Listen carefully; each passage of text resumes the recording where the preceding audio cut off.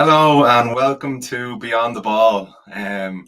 Collie hasn't got a facelift. He doesn't look a lot better now. This is me, Paddy, hosting this week. And I am joined by Connor. How's it going, Connor? How's things, Paddy? How are you? Yeah, good. Thanks very much. With Collie away, I thought I'd shake things up a bit. And seeing as I love it so much, I think we should just jump straight into the fashion show. Absolutely not. It's dead this week.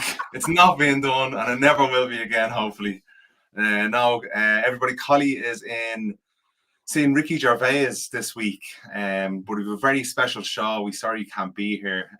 We're very, very lucky to have three-time League of Ireland winner and Cup winner, Mick Byrne from Shamrock Rovers. How's it going, Mick? Hi, Pat. How are you doing? Yeah, good. Thanks very much. Delighted to have you on today. You're I don't know if it's lucky or unlucky one to be the first one to be interviewed on the Beyond the Ball podcast. The show is going, I don't know, what 3 or 4 years now you have gone now, Connor? It's 3 years, yeah, and it's the first guest. It's definitely not lucky. No, it will be. Let's look up here. I suppose we'll start off with, as I said, 3-time League and Cup double winner. Three years in a row, isn't that right? Yeah. I kind of came in just after Rovers had won the league the first time in 83-84 season. I came in after that. There was Liam Buckley and Alan Campbell were there, but Bucca had left, and then Jim McLaughlin was looking for somebody, and I'd already put in a transfer request to Shelbourne at the time, and he just came along and signed me, and I never looked back after that, to be honest with you. Three in a trot.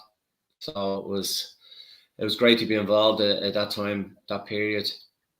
Very good. Yeah. That was like some success. Like it's unparalleled. You don't hear it that often. 3 league and cup doubles on the trot, and you got the player of the year as well. Yeah. I mean, to be honest with you, everything fell into place for me. I was playing really well for Shelbourne at the time and scoring a couple of goals, and it just happened. I just put in requests. I was supposed to go to Man City at one stage, and it didn't come through. Had spoke to an agent and all, and it just didn't materialise. I think Shelbourne didn't want me to go, and it was Man City weren't the team they were as they are now, but at the time it was an opportunity to go to England. And it didn't happen, so I kind of put in a request to a transfer request, and McLaughlin came in then when Bucco left and got me in, and from that it just kicked off for me, and I was scoring goals for fun and really enjoying my football, So we had absolutely smashing team, a really good team, So whether I was there or not there, I probably still would have done what they've done. No, not at all. You were lucky. Bucco took us 2 years out to go get his hair done. Yeah, indeed. And I suppose even look back at City. Sorry? Even looking back at City that time, I suppose obviously they're not the club they were now, but Jesus, that would have been some move to get over to England. But you did play abroad, didn't you? Yeah. I ended up. I played at Rovers that time, and then when basically the shit hit the fan with Rovers, they moved from Milltown at the time, and to be honest with you, it was sad. It was sad to see it gone. I actually spoke to a couple of people over the weekend there. I met up with the Rovers team of now. I think I might have saying that to you, Pat, on the weekend, but I met up with them, and we were just talking about the actual time that we left Milltown, and it kind of everything disappeared a little bit, Players started, I think it's time to move on. And to be honest with you, I really thought if we had stayed at Milltown, we probably would have won it again and again, because that team, half of that team went to Derry and won 2 leagues up there as well. So I moved after that to Den Haag in Holland, and I came back then. I went to Huddersfield Town and spent 3 years over there, and I loved it over there. So, but yeah, it was one of those things where I always wanted to better myself, and going to Rovers was the top club in Ireland at the time, and I jumped at the chance. And going to England, I would have jumped at the chance as well, you know. And do you think it was a good move now, the new Tallaght Stadium and everything else? You see Rovers getting back to where they should be.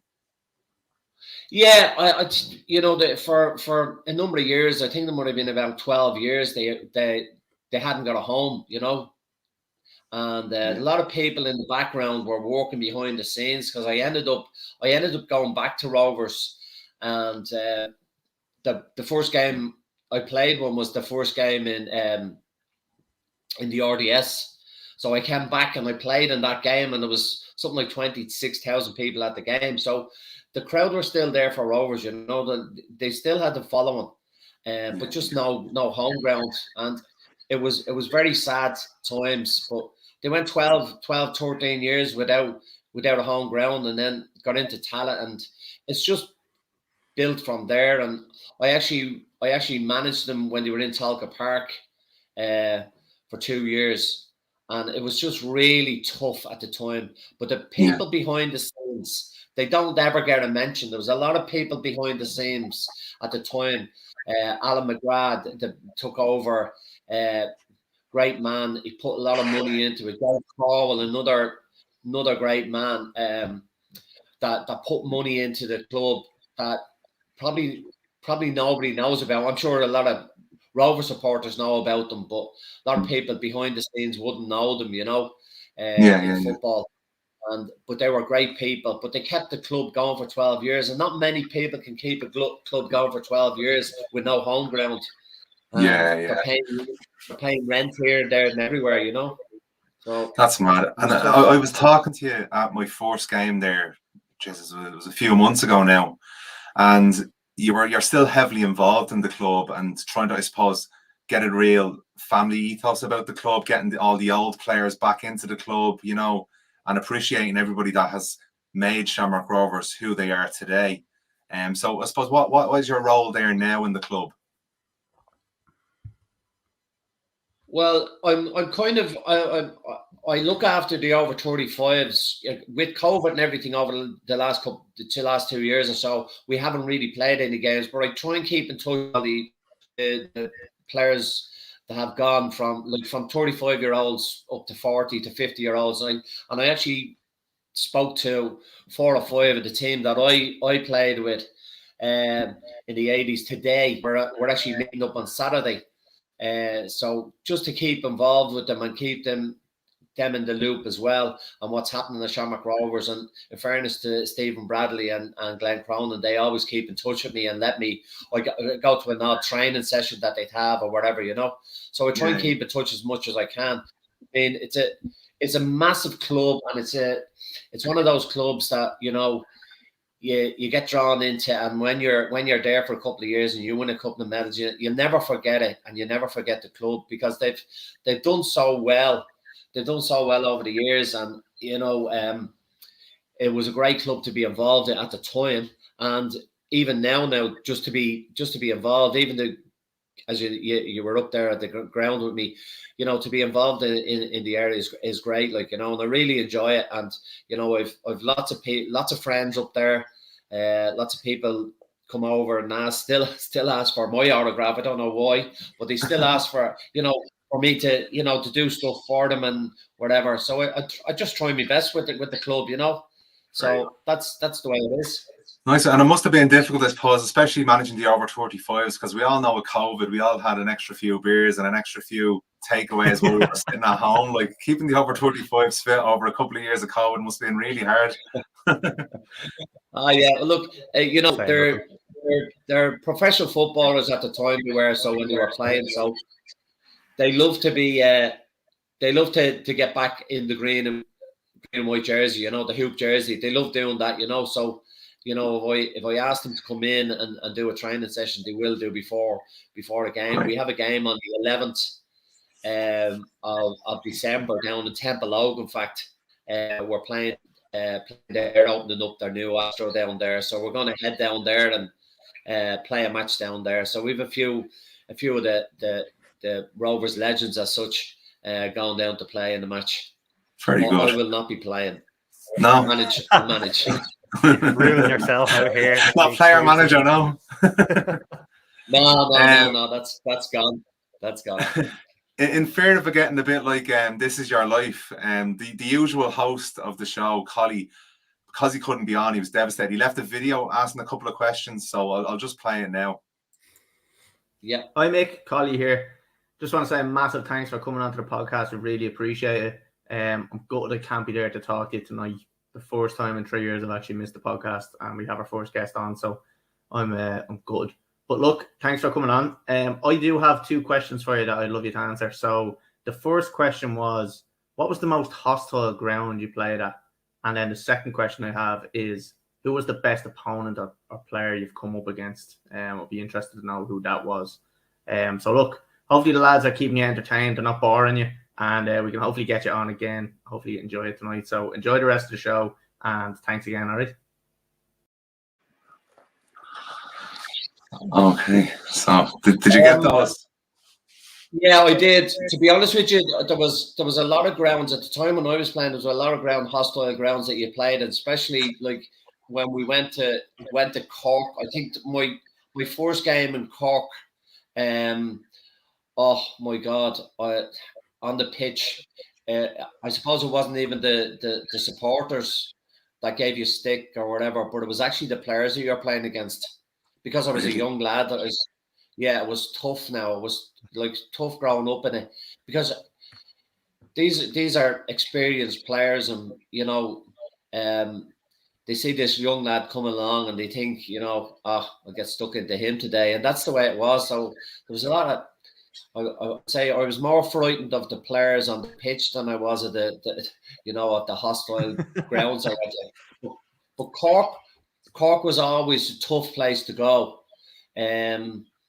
Limerick would have been another tough place to go. But again, it wasn't, you were always going to get stick, whatever, especially when you were playing the Shamrock Rovers, you were always going to get stick wherever you went, because, most games would be, cup finals to players that you played against. They love playing against Rovers. But I always think that, I left Bows when I was younger, and going back to Bows, you always got a bit of stick off the Bows crew, more so than when I went to Shelbourne, I still get invited to Shelbourne stuff. So, but Bows was always a tough place to go, a bit more hostile than anywhere else.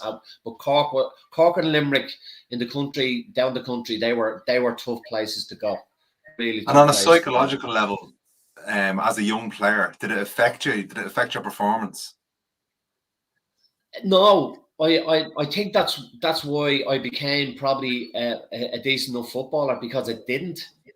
I always felt that how do I, like, I wasn't the biggest fella in the world either. I played as a centre forward, so I wasn't a big, tall, blocky fella, So I had skin and bone on me, but I always felt like, what did I have to do to beat these fellas? And I played against, a lot of tough men, to be honest with you, a lot of tough guys. And I just felt that I had to be quicker as a player. I had to be quick over 10 yards, 20 yards. I didn't have to be quick over 50 yards, but I had to be quick over 10 or 15 yards, especially as a centre forward in around the box. And I think it stood to me then, because I scored a lot of goals.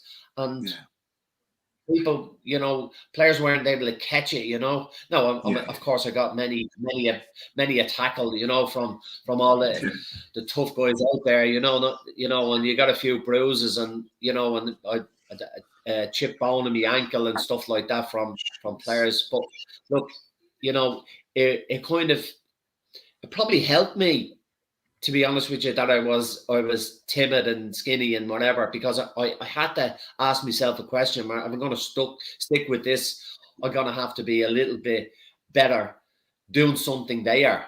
I mean, they were strong lads, winning the ball in the air and that. And I was quite good getting up and heading the ball and flicking balls on and stuff like that. I was quite good at that. But I felt I was quick over 10 yards.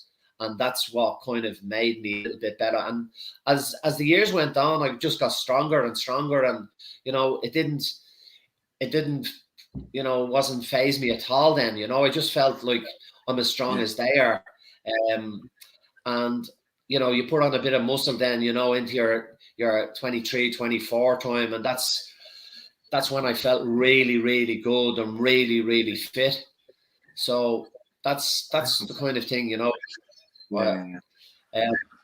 And the other question, I suppose, players that I played against. I'm not sure if played it's against some. Yeah. What? I'm not sure if he means the actual best in terms of quality, or I suppose maybe a famous player, or is there any you remember? You know, playing against. I played against a lot of famous players. I mean, probably you know, Van Basten over in Holland would have been one. Yeah, he's fairly well known. I'd say the likes of Dennis Bergkamp would have been another one over there that I played against. When I was in England, I would have played against. I'd have played against a United team because I played in the reserves one time, and Brian Robson was playing in that. Now I did play against Brian Robson when I was playing with Rovers, and we played Shamrock Rovers, in fact. Or sorry, Shamrock Rovers played Manchester, in fact, and we beat them 2-1 in Milltown, and the likes of Robson was playing, and Paul McGrath was probably one of the best centre-backs that I would have played against.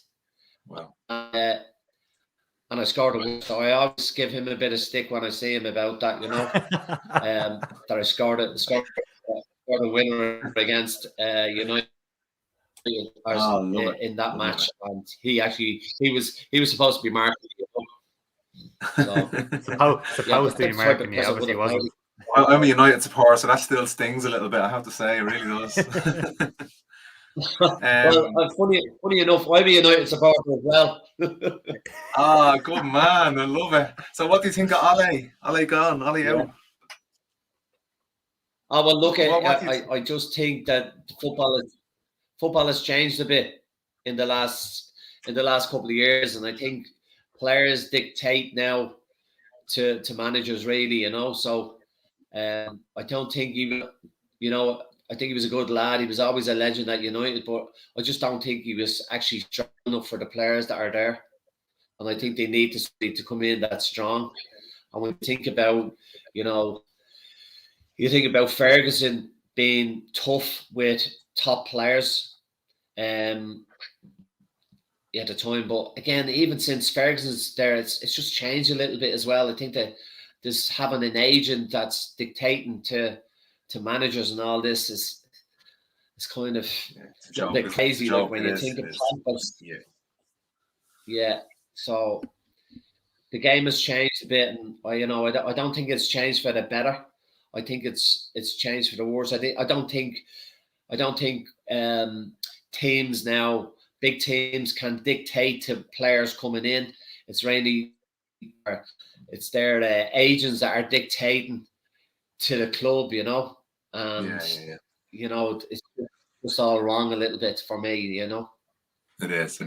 We've a couple of comments in here. We've Paddy Coleman. He says, "Hi Mick, Paddy Coleman here. We have many a pint in the speaker. I'm Collie's dad. I was the milkman in Fairhouse at the time." Yes. Yeah. So he says hello. Yeah. He was always late with the milk as well. All the dirty laundry coming out now, Paddy. Too many late nights in the speaker. And Collie's just again saying thanks for coming on. He hopes we're not boring you. I think I'll hand it over to Connor now. I think Connor might have a couple of questions for you before I bore the ears off you. No problem. Mick, I suppose you touched on one thing there, and the differences between football when you played, obviously, and the off the field stuff being completely different, with agents dictating the players and dictating the managers. I suppose taking it back to on the field and on the pitch, what's been the main difference between that Rovers team of the early 80s, mid 80s compared to football that you're seeing now? Like what's changed on the pitch, I suppose, and what's the big difference in football? There's probably a lot of differences. I mean, first of all, they're getting paid more money than we are. Well, we were, but in saying that, I think at the time when I was playing at Rovers, there was a bit more togetherness. Although I was with them, I was with the Rovers team on Saturday evening, and they looked quite close together. And I suppose that's one of the things probably won them the league in the last 2 years, is that the closeness. Because I've spoke to Bradley a couple of times about it, so they're probably a little bit special, to be honest with you. And I spoke to Stephen about this. We actually had a good conversation a couple of months ago about this, and he was asking me the question on the same, that type of question was, what do you think of when you are playing and when our lads are playing, what do you think is the difference? And I said, well, we had a bond, a close bond together, and I always remember we had tough characters. We had great characters in the like the likes of Pat Byrne is a big character at the time. And he was the captain of the team. And, you know, if anybody stepped out of line, he was able to come in and sort for us, you know. You know, you had Dermot Keeley, another big tough character. And then you had the likes of Noel King that would have been there at a time. Peter Eccles would have been there at a time. So we had good characters that, you know, stood up, and they knew exactly what the game was about and how we were going to win the game. Then we had a great as well in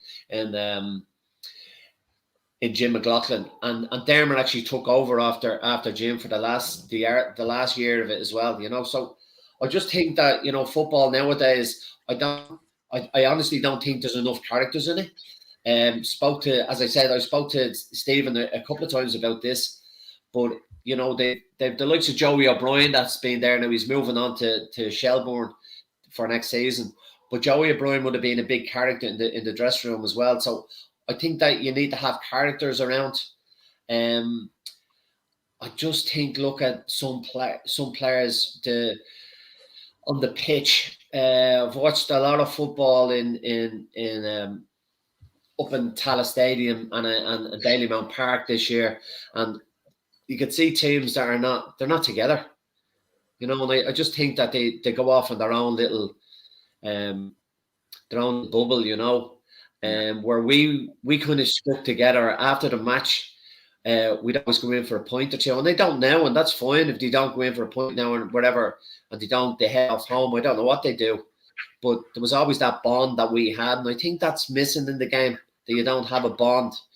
And, you know, it's not all about going out and having a point. It's about being together after a match and having a chat. I mean, I don't know, when I was playing, say, at Rovers at the time, I would always speak to Noel Larkin, who was a great for me, absolutely brilliant for me, centre forward, played in front with me. And we speak for a good hour after the match about how it went and stuff like that. But I don't think players do that. I think players just jump their cars and head off, and, you know. Well, it's the true meaning of a team, isn't it? Just being a team, like, together. Yeah. It's that. Well, I think that's what it is. We were always a team, and, you know, it was installed in it that that's the way it was, and that's the way it was. And I always remember being, to be honest with you, I mentioned this in a paper going back in a while ago, that, you know, I was introduced to Shamrock Rovers, and when I was introduced to Shamrock Rovers, I was probably about 3 games in, and we were playing at Milltown, and I was coming off the pitch at half time. We were winning 2-1, and to be honest with you, one of my best mates now still is Pat Byrne, and I didn't know him from Adam at the time. I just knew him for the 3 or 4 weeks that I was there, and he held me up against the wall at half time before McLaughlin got into the dressing room and said, listen, if you keep going the way you're going, you're not going to be here much longer. And if you keep it up, he said, you can pack your bag and go now. And this was before the manager came in. So I kind of, you know, the penny dropped on me. Like, and I just went, what is this all about? Like, and then second half, and after the game, he came to me, he says, second half much better, he said. And it clicked with me what the was about and what football was about, and the whole thing changed. And that's the way it was. And you kind of, you were brought into that. And I would do the same then when another player would come in. You know, I wouldn't grab him up against the wall the way Pat grabbed me up against the wall, but I would, you know, try and help somebody along or whatever. But I was in there, and it was kind of, I was at the coming, I was at the scoring a few goals for Shells, and I was playing centre forward, supposed to be top man at the time, you know. But he wasn't having any of that. It was the work you'd done. It was not the work you do on the ball. It was the work you done off the ball as well. Had to be done. The donkey work. So, yeah. I mean, there's lots of stuff to do off the ball as well. So that's the way it was. I suppose looking at that, like they'd be doing the academy with you every Saturday morning. I suppose that's what I'm trying to teach my own son as well. Like it's the work off the ball you do that gets the job done, that wins matches for teams. It's not what you do on the ball all the time, you know. Yeah, of course. I mean, yeah, definitely. But even touching on your point there, Mick, I've definitely been involved in teams where home games, win, lose, or draw, we go our separate ways straight away. But on an away game where you're on a bus together and you're a coach together, they're the games you really form a team out of, because you sit on a coach for 2 hours coming back from Cork or from Limerick or wherever you're coming back from, and you dissect the game by position, you dissect the game by moment, and then you go to train on the Monday or the Tuesday the following week, and you're a much tighter knit group after that trip back, purely just from having a conversation for an hour or two after the game. That is not happening at the moment. Yeah, definitely. I mean, it actually brought us together more when we'd have home games, we'd always be together after the game, always. And I mean, at the time, the Kilcoynes were looking at her after Rovers, and always had us out for a meal after the match, always in Milltown. Like we go straight out for a meal after a match, and then we'd go for the point in Ashton's or somewhere, like, or else we'd go and have a few drinks and then go for a meal. You know, so they were always keeping us together. So I think that's a big point, that, you know, coming back from a away trip or whatever, that you'd be on the bus talking or whatever and having a chat about things or whatever. You might even have a row on the bus, to be honest with you, you know. But it get out, you know, it's out there, and you know, as I said, rented the bus off. Had some of them, all right, yeah. Yeah, so you'd have big characters on the bus as well, and you know, if something happened in a game, they would. You know, they definitely come up to you and say it to you on the bus, like, you know. Yeah. And if you didn't like it, you didn't like it. If you were on the train or whatever, you didn't like it, you didn't like it. It was, you know, you like it or else get off the bus, and then you have to walk home. Yeah. Get you fitting anyway. Things are all so fast. I suppose the other one for me, Mick, then would be, you've talked about obviously the career at Rovers and how much you achieved in that time. What moment sticks with you out of everything? Whether it be a goal, a moment, a celebration, whatever it might be, what sticks in your head until the day you die, say? You know, of course the great things is scoring goals. I mean, there's nothing better than scoring a goal. Scoring a goal in a cup final is probably one of them. Scored against Dundalk, scored a third one against Dundalk, and that was it. It was over. We'd won the game basically, but that sticks in my mind an awful lot, because on the day before, I'd spoken to a couple of friends of mine, and they're all going to the game, and you know, and I was slagging and saying, like, you're a nice scorer, I'm gonna run over to you and give you you know, heads up and thumbs up and all that, you know, and but yeah, I always remember that. You know, I remembered all the cup finals I played in, but that cup final in particular was one of those where I kind of said I was going to score, and I was only thinking about it when I went into the game. Oh, my mates are going to give me some stick if I don't score today, you know what I mean? But I scored it anyway. But yeah, I think the cup finals, you always like the Corners Cup final. Like I scored goals in league games and stuff like that and whatever. But you scored in a cup final, it's great to score in a cup final, you know. You have so many people watching it as well. So scoring a cup final was great. Probably the goal that people remember more so than even the cup final goal was the last goal in Milltown. I scored the last goal in Milltown. We drew 1-1 with with Sligo. So that was the last goal that was scored in Milltown. So that's a memory, but that memory. Sorry. You're in the history books. That's brilliant. Yeah. As such. But that kind of comes to me every time I go to Tala Stadium. You might meet up with somebody. Oh yeah, there you are, the last one that scored a goal in Milltown.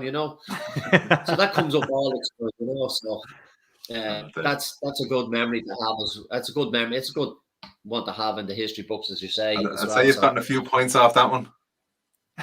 Oh yeah. And you're around this next, Yeah, I must remember that. Yeah, I can see it on the speaker. Yeah. You hear him say it again now next week. Yeah. Yeah. All right, I suppose looking back at you were saying you managed Rovers as well for a time, and I suppose managing and playing such a difference. What did you prefer and why? I suppose, like between managing and playing. Yeah, I mean, I suppose playing. There's nothing beats playing. Nothing. You can do all the coaching in the world. You can be manage all. Doesn't matter. It doesn't matter who you manage in the world.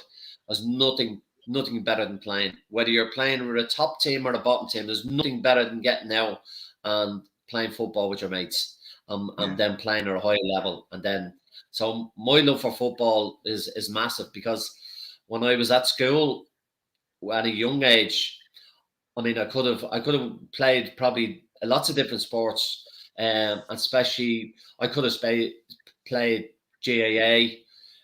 I was in France at CBS, so I could have easily went and played GAA, but I was so involved in football at the time, and I just loved it, every minute of it. So playing was a big, huge part of my football. Playing. When you didn't play, I wanted to keep involved, so I wanted to try and give something back. So I ended up, I got an opportunity with Pat Byrne, who was manager at the time at Rovers. And he asked me to come in and do a bit of coaching. So I did. I went in a bit of coaching, and then he said, listen, I'm basically going upstairs. I'm going to be director of football. So will you take over? I took over. I was there for 2 years. So I really enjoyed that. I mean, the last year of it, I kind of situation where we just had there was no money left, you know what I mean? And people want to change, but I don't know whether the change should have been me or not. Now, that I would say it wasn't, but they would change.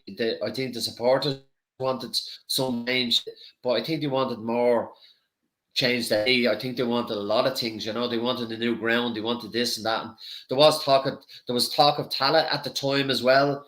In fairness, Pat Byrne was a big influence on Tala at the time, and I went for a couple of years, and then it ended up, because it was half built. The council stepped in, built the rest of it, and finished it off. 100% playing was huge for me. And managing, coaching.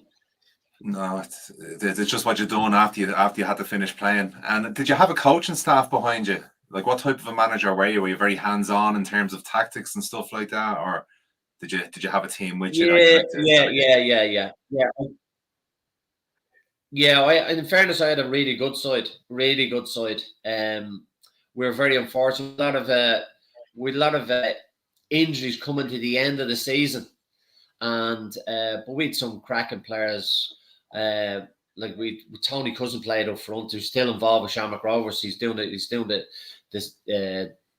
17s this year. He's still involved. Tony played up front. Great player. Scored lots of goals, but he got injured coming to the end of the season. I think about 8 games in, he got injured. And Derek Tracy, another cracking player, with him. We'd some great players, really good players, and I had a great bond with them. And a lot of them still get involved with the 35s, so I still have lots of contacts, and every time I see them, they still call me gaffer and all that. So, but yeah, we still have a great connection with them as well. So it's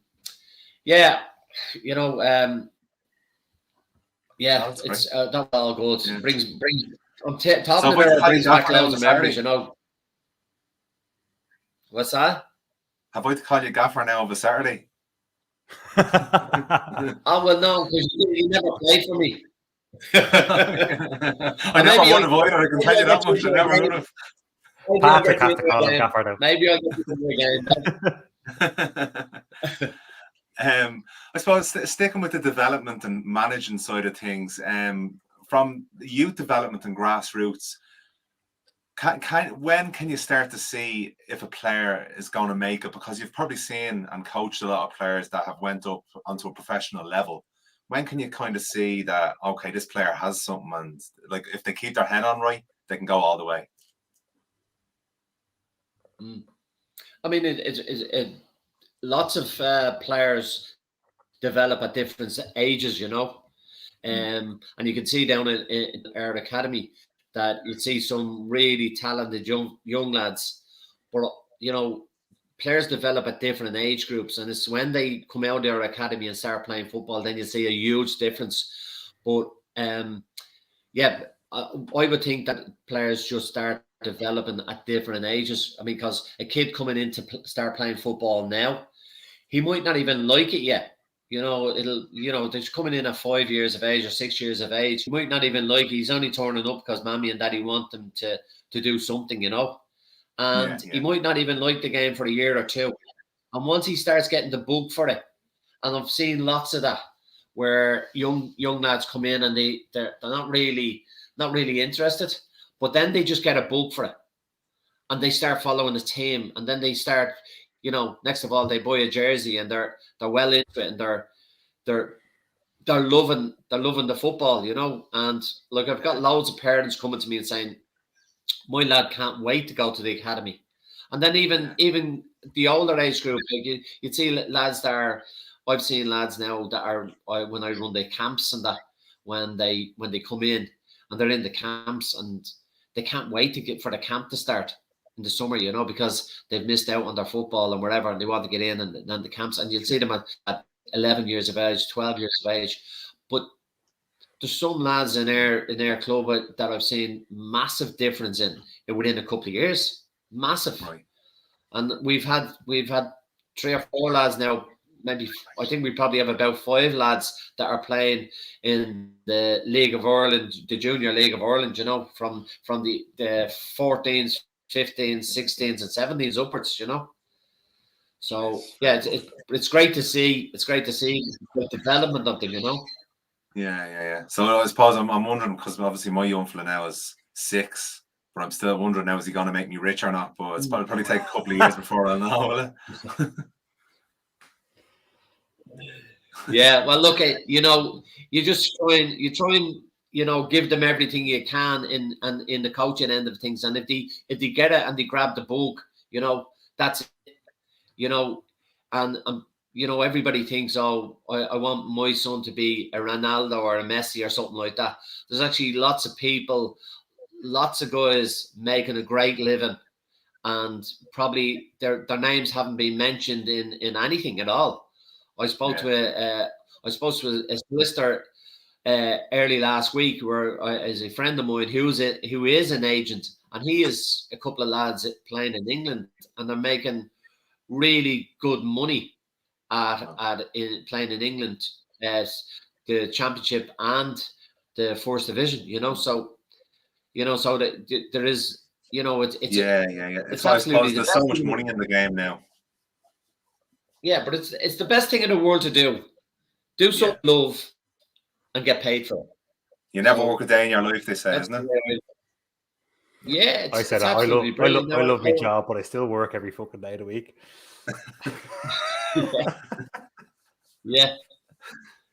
Yeah, but that's it. Yeah. Cool. So, Connor, I suppose, Mick, we've talked about the grassroots setup, I suppose, a little bit in Ireland, and how it's a lot easier for people to progress through those international ranks as we go up through them. We skipped to the very top. We obviously have Stephen Kenny coming off the back of a hit or miss campaign, I suppose, for the World Cup. What are your thoughts and opinions on Stephen himself, and where do we go from next on the actual the senior side for Ireland? Where do we go from next on the actual the senior? Well, I believe he's done a great job. To be honest with you, I mean he basically brought in after Mick McCarthy, and it looked like to me he was getting thrown in the deep end, and he had to work really hard at it. He had to work really hard and get everybody to do what he wanted. It was a totally different game. I mean, you see the way McCarthy played with his teams. Now, in fairness, some of them was good stuff and some of them was all right, but Stevens come in and changed a lot of things, changed the way they play, and I think the last couple of games that we played really well. And when they're talking about will we give him the job, will we not give him the job? Look, I think we should just give him the job because he knows a lot of the players he knows a lot of players in England. He knows a lot of the players that have come up through the ranks in the FAI. So he knows a lot of the players. And if they do what they're doing, I think we'll be all right. I think we'll be all right going forward. I think we will. I think he'll put something there for the next guy that's going to come in, and it's a way of playing, and I think that's what's going to happen. I mean, I think for our international end of things, I think what's going to happen is that the League of Ireland is going to get better because there's not going to be that many players going away to England anymore with this Brexit. And I think in the next couple of years, we're going to have a really top league over here. You can see the likes of it now when you look at, of course, we go to see Rovers. I mean, a lot of players that are playing at Rovers, will be there or thereabouts. Like with Burke, who got an international cap. Jack Byrne is back, who's an international cap. And I think what's going to happen is, you see, McGrath that went away. I think he's got an international cap now that was with Dundalk. So I just think that's going to happen the next couple of years, where maybe the next 5 to 6 years, we might end up with 5 or 6 players from the League of Ireland with international caps, getting into the squad. I think that's going to happen. I think it'll happen down the road as well. Maybe, 7 or 8 years down the road, I think that we're going to have a bit more in it, I suppose that's fine once we're getting the results. I suppose it was a slow start, wasn't it? Now that we're getting the results now, you just hope it's one of those things that it continues on, the development does. The players seem to be catching on to the way he wants them to play. But yeah, it's all positive so far. So you're Kenny in. Definitely Kenny in. I mean, I just think we get another one in, and it changes again. And players, you can see that players are playing for him. So they're the international players, and they're playing for him. So if you look over the last 2 or 3 games, and I know for a fact there's definitely a buzz. There's a buzz in the air over there. So very good. I think you just don't get rid of them. You keep them there, and whether it's another 2 years or 3 years, I don't know. But who else are we going to get in, and who else is going to take what he's doing, take it out on, and go that direction and get those results? Yeah. No, that's true. On the other side of a Mick, from the FAI point of view, we've obviously changed the grassroots structures to kind of thin the line between club football and international football and League of Ireland football with the under-16s, under-17s, national leagues. Is there anything else that you can see that the FAI could do to try to help that balance between grassroots football and professional football? Are we doing everything right now? What would you change?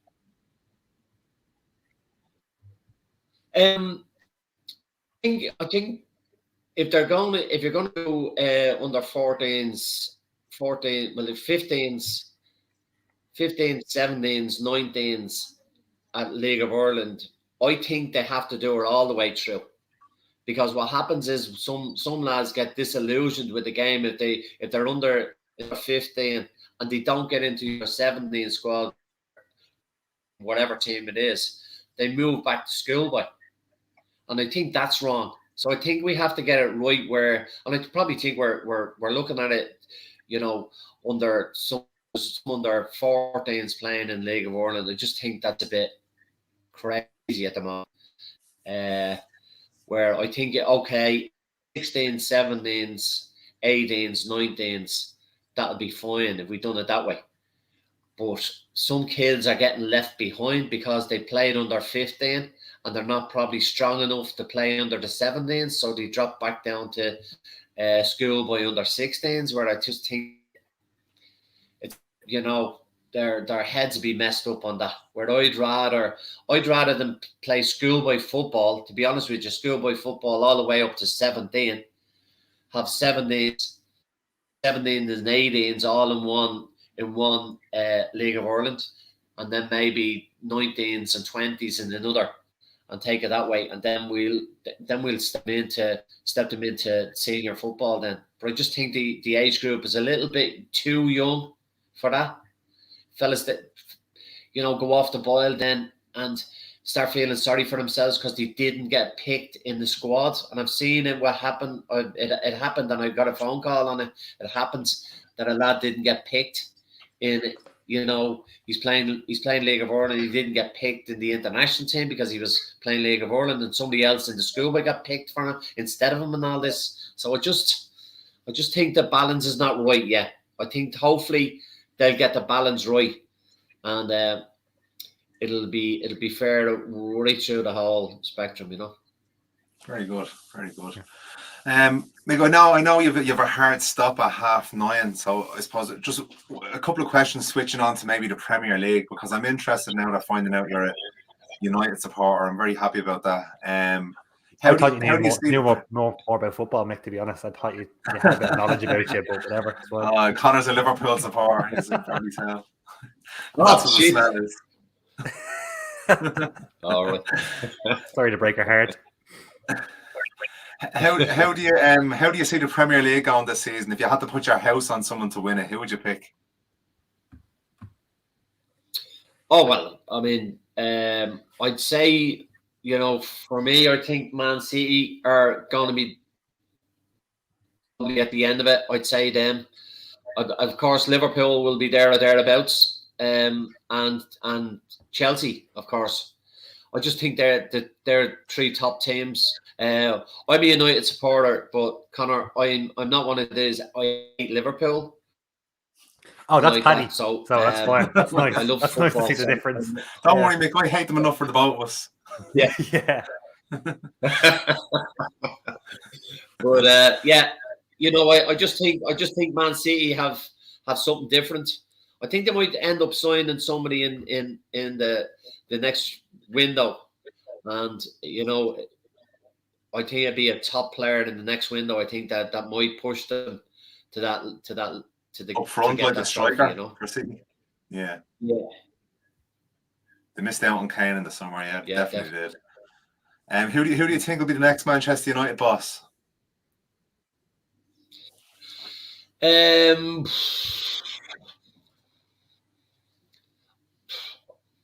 I'd say the next boss is going to be.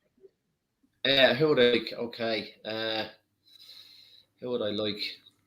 I'd love Alex Ferguson to come back. That's the easy answer. You can't be taking that one. That's the cop out. Yeah, I'm starting now. That's not going to happen. Yeah, that's not going to happen. But I think Pochettino is probably going to be. I'd say he's up there as favourite. I did like his style of football when he was at Spurs. They were very close at one season there, you know, going on and maybe getting a chance of winning it. And I think they might have beaten in the cup final as well. So I think he's that type of fella that could get you to the next level. I'm not too sure of Brendan Rodgers one. I don't think that's going to work out. I think he's happy where he is. Pochettino is supposed to be not too happy where he is, so he might jump ship there in PSG. Yeah. So I think Pochettino might get the job. But as you said, isn't it one of these things that it's all about making that bunch of individuals a team, and that's what the problem with United is. It's a bunch of individuals. Yeah, I think we have to have somebody that's going to be strong to come in I mean, when you think about you think about strong characters in, and as I said, the Chelsea manager, strong character. You know, Liverpool's manager, very, very strong. Yeah. Pep is really, really strong. So, you know, I think you have to have strong people to you know, get a team going and getting those individuals, as you said, those individuals playing as a team. Mhm. And I mean, if you look on paper what Manchester United have, like they've some team on paper, but getting them play as a team is totally That's different, one like, you thing know? that that's one thing that Collie said, because he's a Chelsea supporter and he's seen it when Lampard went and Tuchel came in, the difference in Chelsea. So he's saying Yeah. with the squad United Yeah. have, if they get a decent coach in now, it could make a massive difference. Yeah, I believe that as well. I think the coach has to be tough and hard on them as such. Like, he could still put his arm around the whole lot of them if he wants, but he has to be tough and he has to put, you know, put it down on paper and say, listen, this is the way we're playing. This is what I want of you. This is what I want you to do. And he has to be the one that going in there and say, this is what you want to do. And if you don't do it, you're not going to be in the team. Yeah, there has to be an element of fear there. You just can't. Yeah, you can't have players going around and, you know, dyeing their hair 1 week and getting a new pair of boots the next week, all that sort of stuff, and all this. You know, you don't want that. You want fellas. Did you not dye your hair before the cup go in. final, Mick? No. You dye a pink streak in it. No, that's not good. That's worry. That's worry that I have there now. That's all worry that's upstairs now.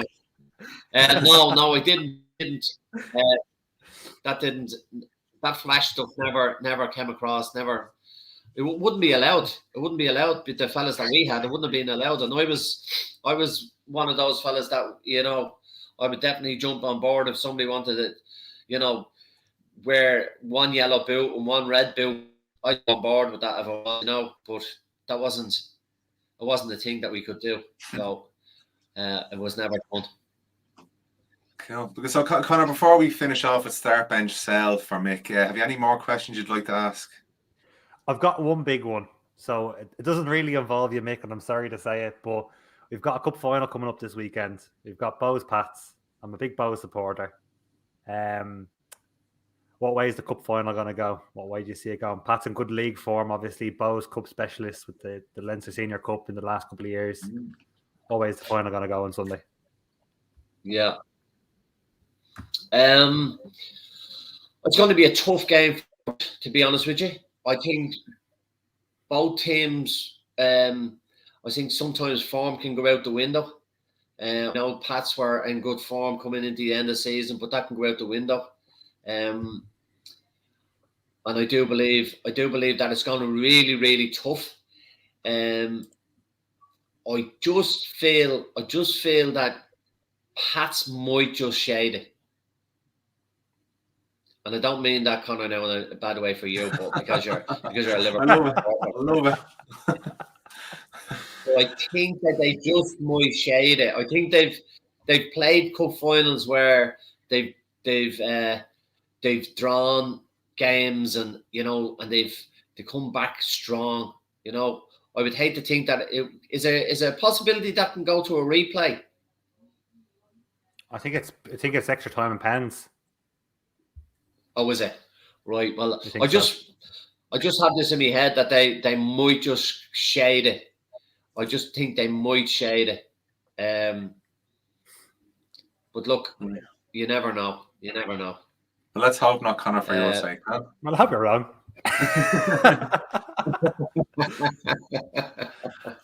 Right, Mick. Indeed. One last thing before you go. We have a new slot we do every week called Start.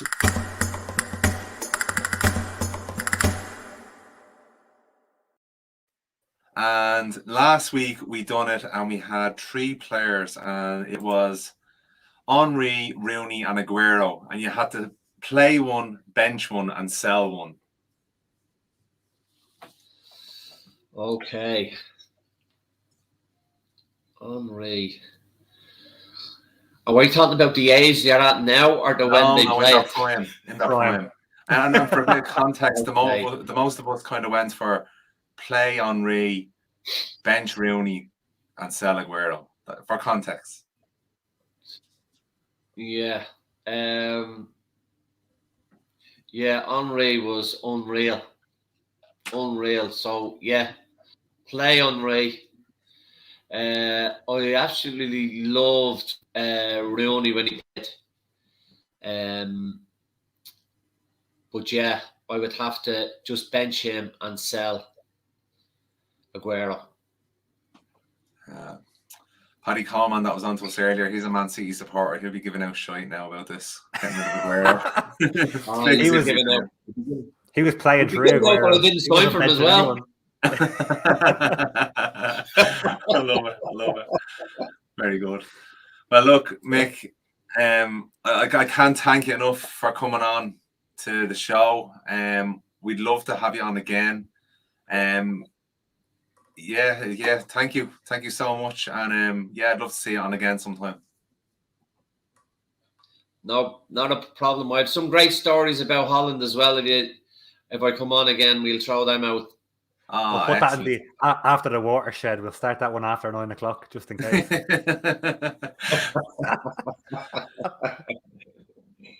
Thanks okay, a lot, guys. Mick. See you soon. Cheers, no problem. Appreciate it. Connor. God bless. Take care now. Bye. Take care. So, Connor, you're stuck with me now. For fuck's sake. Right. Do you want to ask you a few questions?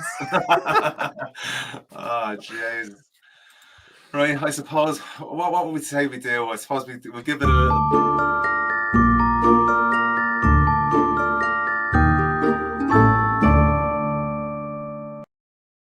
I'm not going to lie. I don't know what's worse. Collie spending ages trying to find her. Are you cutting yourself off mid-sentence to play that? Story of my life. I suppose we'll just talk about the two games on Sunday, the two big games of the weekend, because the two games that we're in the pub for. Yeah, I like that. Yes, and I really can't wait for that one, I have to say. How do you see the City West Ham game going? It should be good. Yeah, it's going to be a good game. Look, I still think City have enough to overcome West Ham. West Ham gave Liverpool trouble before the international break, purely from the set piece. I think if City can quiet West Ham from the set piece, it'll be comfortable enough. To be honest, they're back to the way City were like 2 or 3 years ago, where they don't run away with games, but they score 2 early goals and they just kill the game off. It's not a contest afterwards. So that's the way I'd look at this. So I'm going to say City 2-0. I'm going to say Bernardo Silva. It's really hard to pick a goal scorer for City because he changes the team every fucking 2 days. But I'll go 2-0 and Bernardo Silva, I think. Nice one. Yeah, I'll have to say, watching City, as you said that about City, about scoring too early and then just toying with teams, I nearly felt that the beating that City gave us was as bad as the one that Liverpool get. Oh, no, City United was far worse than Liverpool United. Liverpool went to sack Solskjaer in that game. Yeah. City didn't even bother, and the fact they didn't get to a second gear is just shocking. So what De Bruyne said afterwards, what they done a 10-minute session the day before to prepare for the game. Oh, it's embarrassing. And they usually do 2 hours. Oh, jeez. They did 2 hours against Burnley the week before. So it took them 10 minutes to plan 2 goals, and then they said, "I will just pass it around." Then after that, but so you're going 2-0 City, right? Yep, 2-0 City. Bernardo Silva. Yeah, I'm going to live in hope and maybe a draw. Think a draw here because West Ham have been really, really good. You know, they've done Liverpool, but to do City as well. Here, look, stranger things have happened. I'm going to go for a draw. I'm going to go for a 1-1 draw. To score first. I'm going to go for West Ham to score first and Antonio to score first. Okay, so I suppose this will start a bit of a conversation on the whole shit show that is Manchester United this week, the last couple of weeks. What do you think of Ole gone? And how do you, after the match tonight, I suppose, how do you see them going into the game against Chelsea?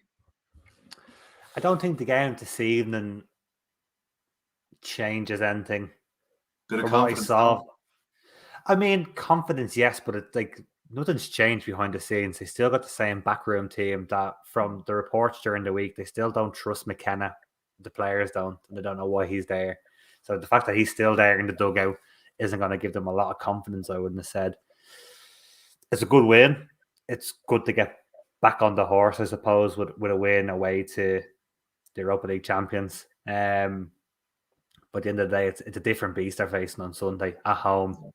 A very good defensive side in Chelsea. Again, they don't score for fun, but well, I say they don't score for fun. I'm literally looking at the last two results. They beat Newcastle 3-0 and they beat Norwich 7-0. So I might take it back. But they're not a free scoring team. They're going to set up shop. They're going to defend. United aren't going to break them down like United did to Villarreal this evening. Yeah.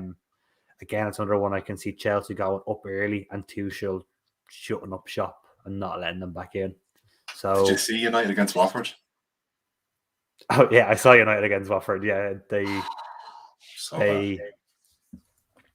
it was weird because they tried to shut them out for 20-25 minutes of the game, and they did. And it's like all of a sudden they said, "All right, we're going back now to try to score again." And as soon as they went back into that possession mode to attack, the defense was carved open again. Yeah. So it's like they can't flip between those two styles of we've conceded. Let's settle the ship and then let's go forward. And as soon as they go forward, they get broken again at the back. It's just it's bizarre to see a United team like that. So you're going for a heavy Chelsea win? I think I'm going to go the same as what I said for City. I think I'm going to go 2-0 Chelsea, and I'm going to say, Christian Pulisic again on the break. I think because I think that's where Chelsea are going to hurt United is on the counter. Right, yeah, I wouldn't put money on this, but I'm going to say United 2-1. There's a reason you're not putting money on it. Yeah, I know, but the Ole Gunnar Solskjaer, I suppose I better speak about it because I'm always. I was just going to ask. What's the opinion on it? How do you feel? It's bittersweet, you know. You always hate to see a manager go. I think Ole for United would be a great, say, maybe director of football, because getting things going behind the scenes, he seems to have done a good job, but from a football sense, he just didn't have the experience or the knowledge, you know, or the gift of being a top manager, you know, because there is a culture. The culture. That's what I'm saying. Director of football. That's exactly why I say director of football. Sorry, Collie would have wanted me to throw that in. Just saying. He's here even when he's not here. He's here. Fuck off. I look forward to now. Well, providing the clowns that are running the club make the right appointment. I'm looking forward to seeing what the next stage is. But I just hope they don't make it the end of the season. I hope they can buy Pochettino. Looking back on what Mick had said and around Poch being the next one in there, is Poch not leaving PSG because he can't manage personas? He can't manage individuals. He can't deal with Mbappe. He can't deal with Messi. He can't deal with Di Maria, all in the same team, and he's losing the dressing room. How does he go into a team with Pogba, Pogba? They're not at the same level. Sancho, Ronaldo. They're not at the same level. I think United after Solskjaer would appreciate a bit of direction, and if I think with those players as well, they're like, I think PSG back the players more than they back the manager, and I think that's what the problem is. Whereas you'd think if United come in, oh Jesus, here we go. Oh shit. Oh no! I just didn't think I was going to go podcast without making an appearance. Here you go. How's it going? As soon as I talk about chat, come on.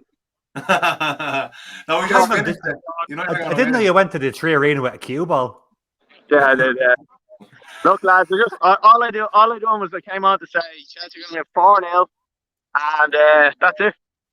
That's all I wanted to say. I'm going to jump back off, and that's it. So, Paddy said United are going to win 2-1. So, right, I'm off. I wouldn't bet on it. Go on.